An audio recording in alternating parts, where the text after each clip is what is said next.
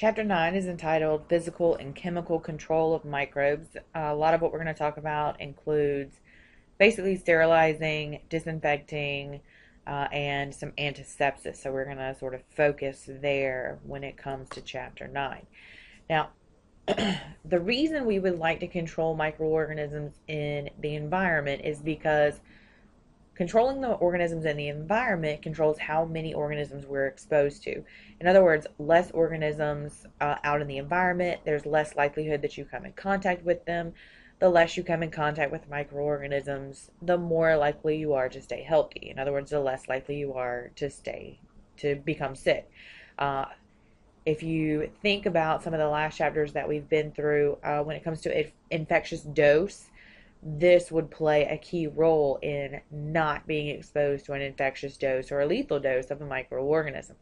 The mechanisms that we use to control microorganisms outside of the body, so environmental control, are divided into 4 basic categories.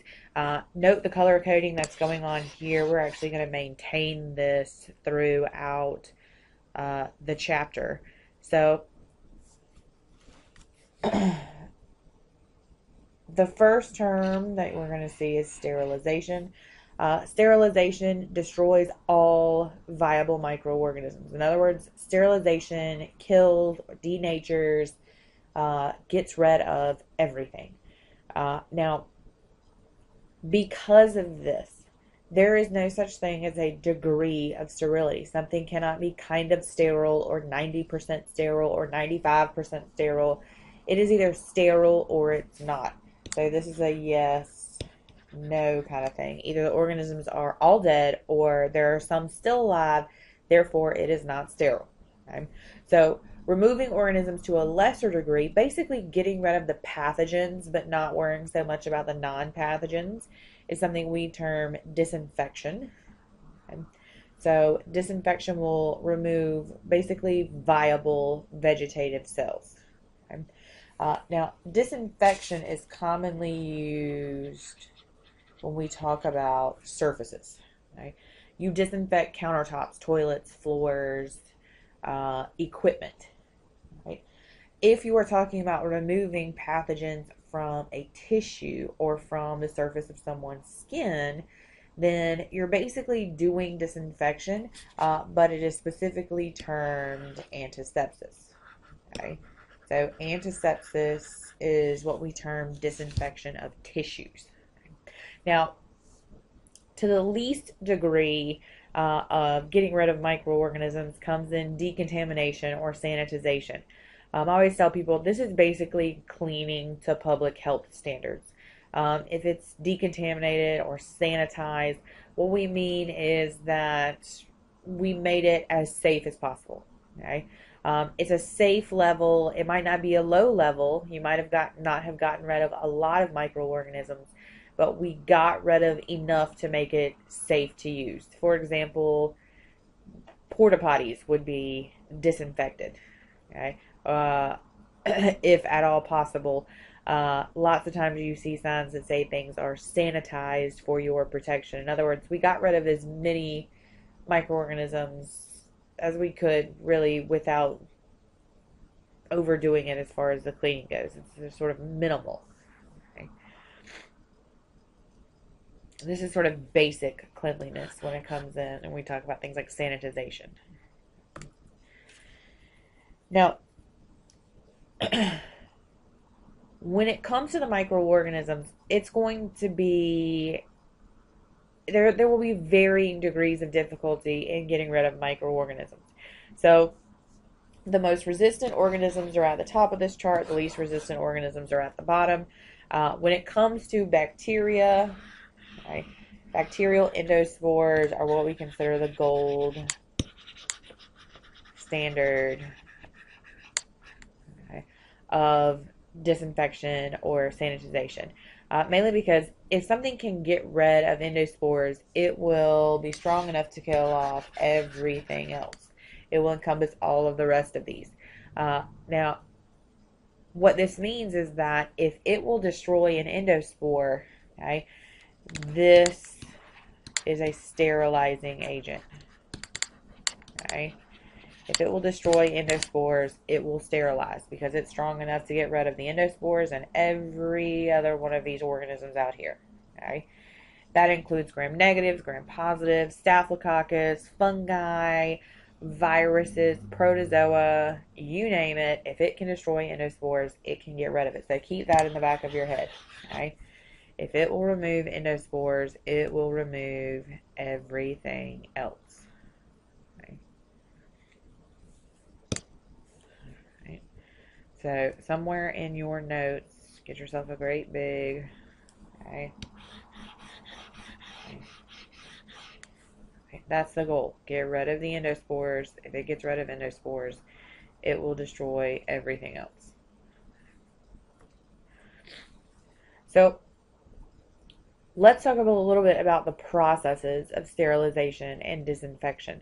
Uh, Two very commonly used terms. They're actually suffixes thrown onto the ends of words to describe sterilization or disinfection tactics or chemicals. Uh, the first is cidal. Okay.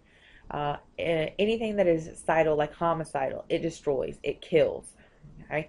It is not necessarily a sterilizing agent because it will not necessarily kill everything, but any chemical or process that is termed cidal, okay, is absolutely going to destroy.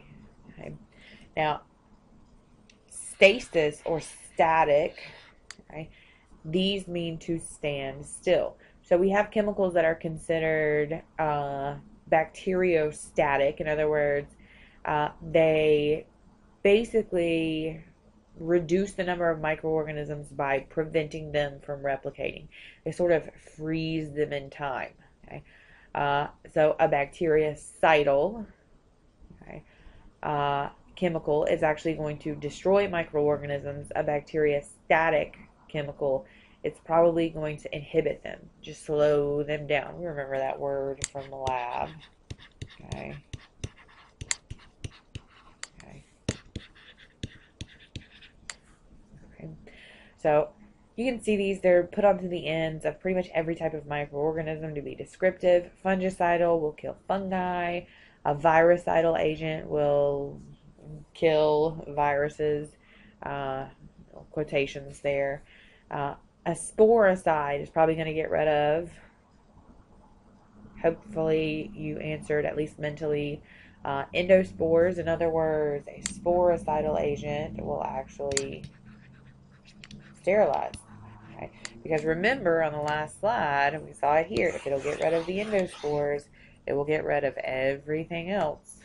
Okay?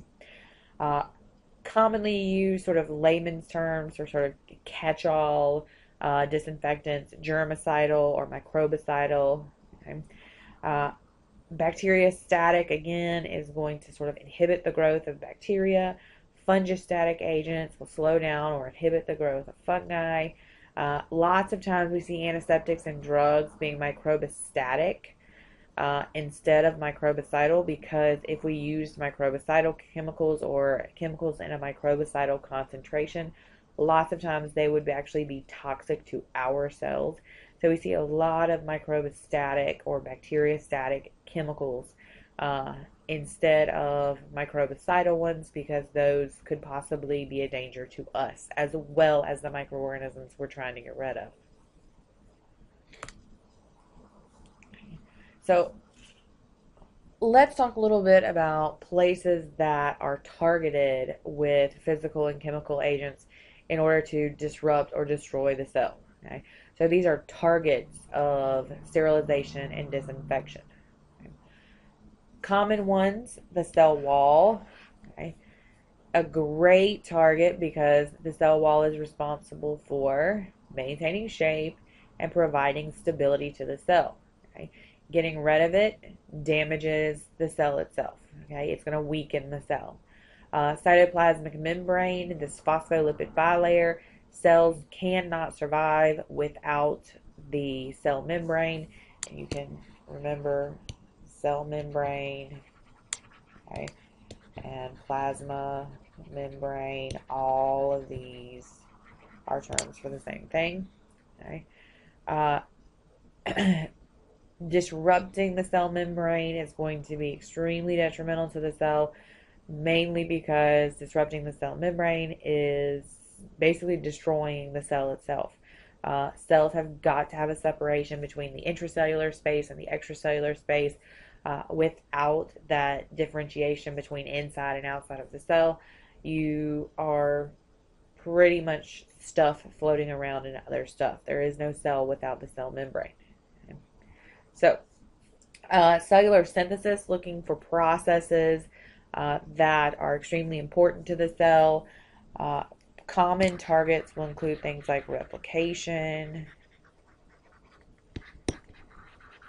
transcription, and translation. Okay? In other words, looking for vital cell processes. Okay? And another common target is proteins. Okay? Because proteins control those vital cell processes, when proteins are denatured or destroyed or somehow inactivated or even inhibited, that those cells are going to suffer as a result. They're basically not going to be able to go through their normal metabolic processes. The cell will be in trouble. I'm going to talk a little bit more specifically about a few of these, but not necessarily all of them. Okay. So a really good target, protein function. If we remember, damaging proteins is denaturation. Always remember, when it comes to proteins, form dictates function. It's all about the shape. Okay.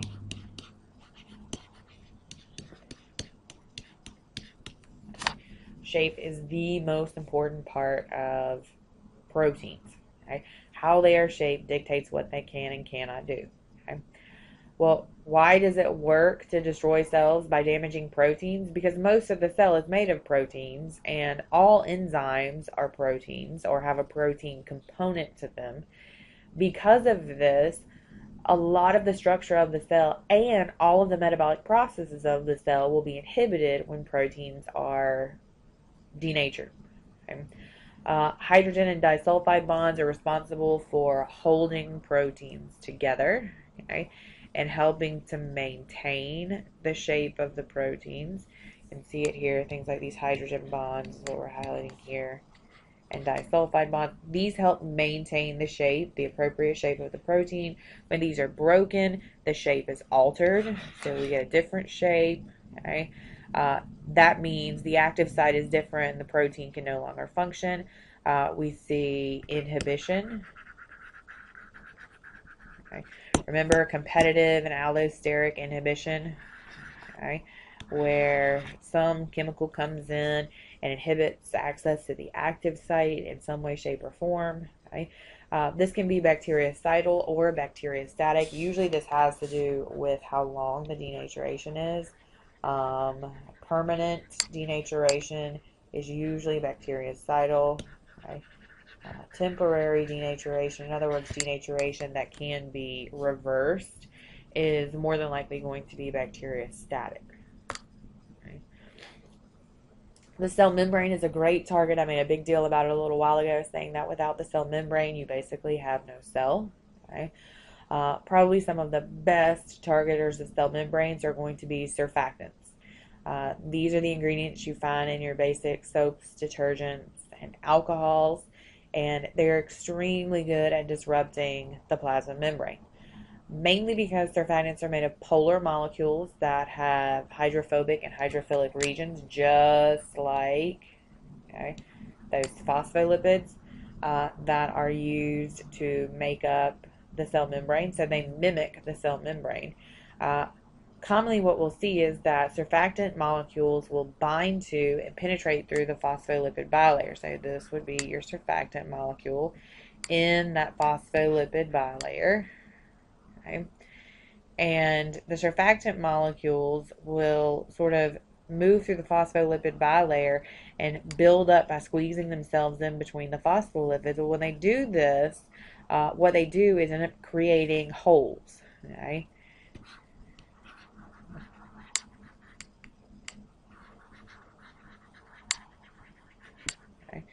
So they create openings within the cell membrane, and because those openings allow for extracellular fluid to enter into the cell and intracellular fluid to exit out of the cell, they pretty much dissolve that regulatory ability that the cell membrane has. They just remove the responsibility of the cell membrane in its entire job as regulating what comes into and out of the cell.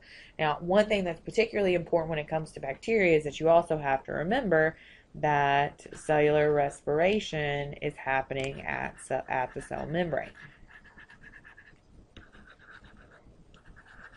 Okay? So if the cell membrane is destroyed, that means you can no longer do cellular respiration. There's not enough ATP for the cells to survive. Soaps also work on enveloped viruses, which are very common viruses that infect humans. Most of your animal viruses and human viruses are going to have some type of envelope on them. Because the envelope is destroyed, the virus's activity is destroyed, so it inactivates viruses that are enveloped. This is one of the reasons why the cheapest and easiest method to prevent the spread of disease, even to this day, okay, that includes in hospitals and out in the general public, is to wash your hands. Okay? Because the act of using the surfactant, your soap, your detergent, and actually moving it through the hands and the heat itself will help do things like denature proteins and break down cell membranes. Got to remember, this is also going to be particularly good for the gram-negative bacteria because they have that outer membrane.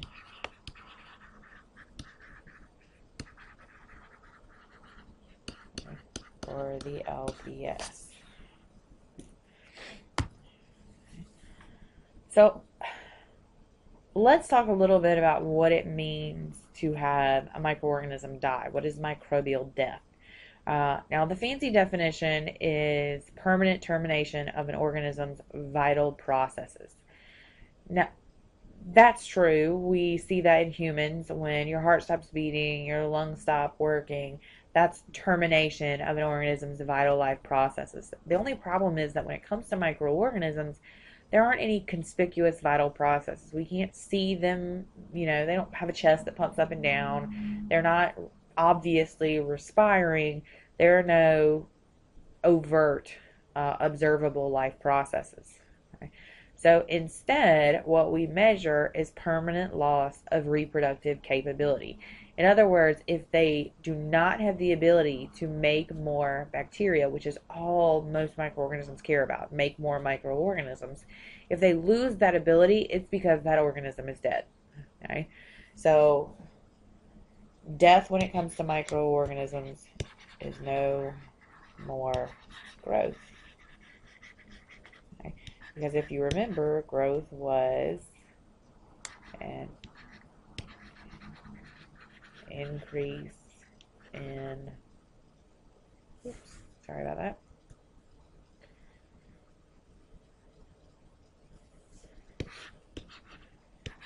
Let's do this.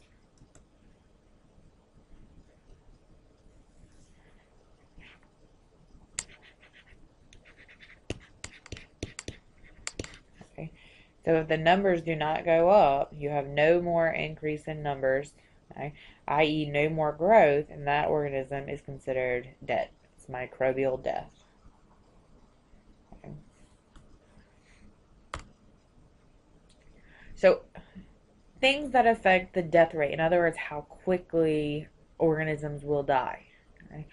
And if you think about these for a couple of minutes, if you are using heat to kill microorganisms or using a chemical to kill microorganisms, what will determine how quickly that particular chemical or that particular action works on those microorganisms?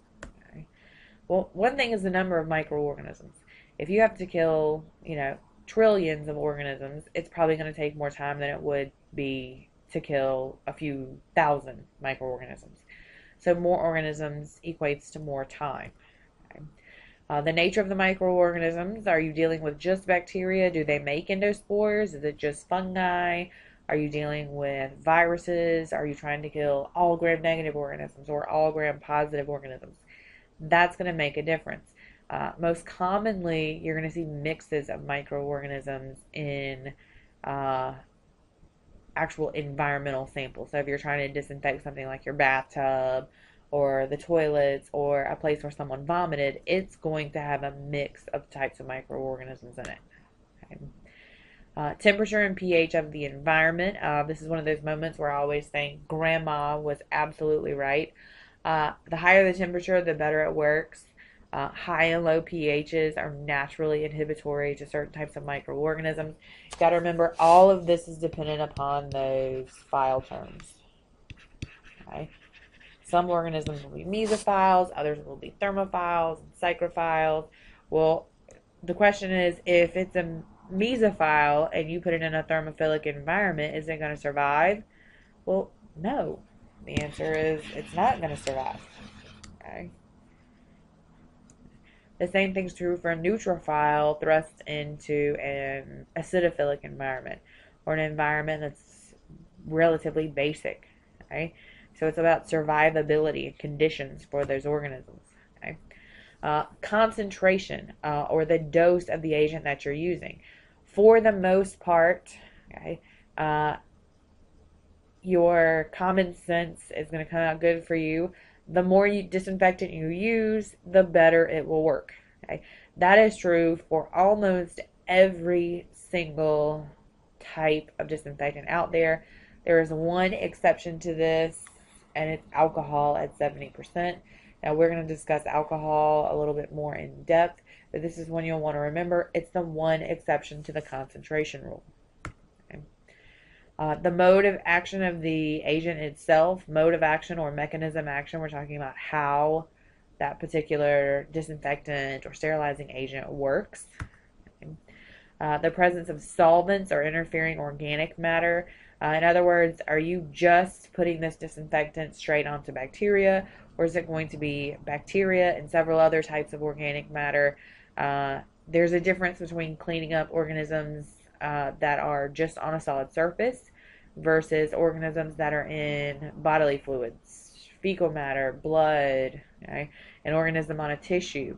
The organic matter that's in there could possibly react with the chemical that you're using before the chemical had a chance to react with the microorganisms that you're trying to kill. Okay?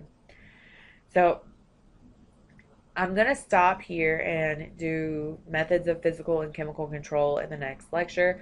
So if you're ready to move on, be prepared to go on, and we're going to do physical control and chemical control.